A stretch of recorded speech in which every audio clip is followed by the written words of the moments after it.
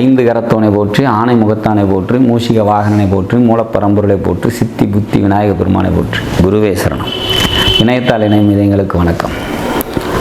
இது 2025 சனி பயிற்சிக்கான பலன். சனி மார்ச் 29 பயிற்சியாகி கும்பராசிலேருந்து மீனராசிக்கு வராரு. மீனராசி உங்களோட ஜென்மத்திலே வந்து அமர்றாரு. ஏற்கனவே அங்கே ராகு இருக்கார்.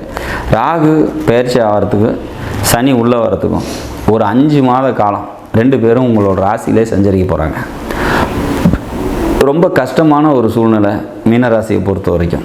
ஏன் அப்படின்னா 2 பாவகிரகங்கள் உங்களோட ராசியிலே சஞ்சரிக்கிறாங்க. உடல் ரீதியான மன ரீதியான குழப்பங்கள், தொழில் ரீதியான போராட்டங்கள் எல்லாம் சந்திக்க வேண்டிய சூழ்நிலைகள் இருந்தே தீரும். எப்படிரா இதெல்லாம் சமாளிக்கிறது அப்படிங்கிற மாதிரியான ஒரு சுச்சுவேஷன்ஸ் தான் இருக்கும். ராசிக்கு 3ஆம் வீட்டை சனி பார்க்குறாரு. உங்களோட ராசிக்கு 10ஆம் வீட்டை சனி பார்க்குறாரு.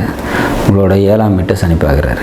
அப்போது இதெல்லாம் என்ன சொல்லுது? சமுதாயம், நண்பர்கள், மனைவி, இது சம்மந்தப்பட்ட பிரச்சனைகளை சந்திக்கணும். கம்யூனிகேஷன் தொடர்பான பிரச்சனைகள், சொந்த தொழில் செஞ்சிட்ருக்கவங்களுக்கு தொழிலில் பிரச்சனை, இந்த மாதிரியான பிரச்சனைகள்லாம் இந்த மீனராசி சந்திச்சு தான் ஆகணும். இது ஒரு 7 சனி காலமாக இருக்குது. முதல் சுற்று அப்படின்னா ரொம்ப கடினமாக இருக்கும்.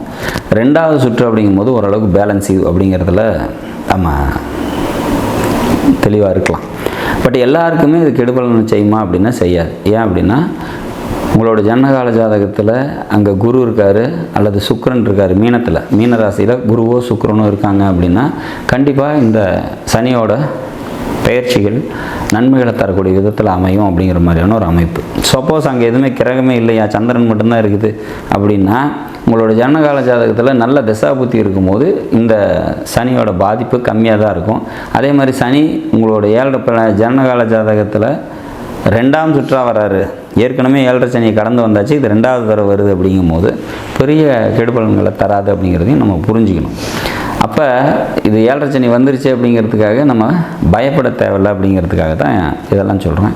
இல்லை மாறா இங்கே சந்திரன் கூட வந்து ராகு சேர்ந்துருக்கு, கேது சேர்ந்துருக்கு, சூரியன் இருக்குது அல்லது செவ்வாய் இருக்குது அப்படிங்கும்போது கண்டிப்பாக இந்த சனி பகவானோட பயிற்சி கடுமையான ஒரு தாக்கத்தை தரும். அது தசாபுத்தி அனுபவிச்சா தான். உங்களோட ஜனகால ஜாதகத்தில் நல்ல ஸ்ட்ராங்கான தசாபுத்தி இருக்கும்போது இந்த கோட்சார பாதிப்பு பெருசாக இருக்காது. சப்போஸ் ஜனகால ஜாதகத்திலையும் திசைகள் சரியில்லை அப்படிங்கும்போது இந்த கோட்சாரம் ஒரு கடுமையான தாக்கத்தை தரும் அப்படிங்கிறதுல மாற்று கருத்து இல்லை. ஸோ அப்போ கூடுதல் கவனத்தோடு இருந்துக்கணும். கம்யூனிகேஷன் சம்மந்தப்பட்ட விஷயங்களில் கூடுதல் கவனத்தோடு இருந்துக்குங்க. நண்பர்களோட பழகும் போதும் கூடுதல் கவனத்தோடு இருக்குங்க. வீட்டில் தேவையற்ற வாக்குவாதங்களை தவிர்க்கிறது சிறப்பு. தொழிலில் கூடுதல் கவனத்தோடு இருந்துக்கிறது சிறப்பு. ஊர் எல்லையில் இருக்கக்கூடிய காவல் தெய்வ வழிபாடு உங்களுக்கு மேலும் நன்மைகளை தரும். உங்களால் முடிஞ்ச தான தர்மங்களை சனிக்கிழமை அன்னைக்கு செஞ்சுட்டு வாங்க. இந்த சனி பகவானோட ஆசீர்வாதம் உங்களுக்கு நிச்சயமாக கிடைக்கும். இது இப்படியே தான் இந்த 7 சனி காலம் வரைக்குமே போகுமா அப்படின்னா அவ்வளோ தூரம் அவ்வளோ பாசிபிலிட்டிஸ் இல்லை. இந்த ராகுவோட பயிற்சி கம்மிங் ஆகஸ்ட்டில் இருக்கும். இப்போ ராகு ரிலீவ் ஆகிட்டாரு அப்படிங்கும்போது உங்களோட ராசியை ஓரளவுக்கு கூல் ஆகிடுவீங்க அப்படிங்கிறது ஒன்று. இன்னொன்று வந்து பார்த்திங்கனாக்கா 12 ராசியுமே இந்த சனி பகவானால் நன்மைகள் நடக்கிறதுக்கான வாய்ப்புகள் உண்டு. எப்படி அப்படின்னா 2026 குரு பயிற்சி ஆவார். குரு வந்து உச்சம் பெற்ற கடகராசியில் இருந்து மீனராசியை 9ஆம் பார்வையாக பார்ப்பார். அப்போ இந்த சனியோட தாக்கம் கண்டிப்பாக குறைஞ்சிரும். மோரோவர் உங்களுக்கு டஃபஸ்ட் பீரியட் அப்படின்னா இன்னொரு இந்த 6 மந்த்ஸ் தான் ரொம்ப டஃப்பு.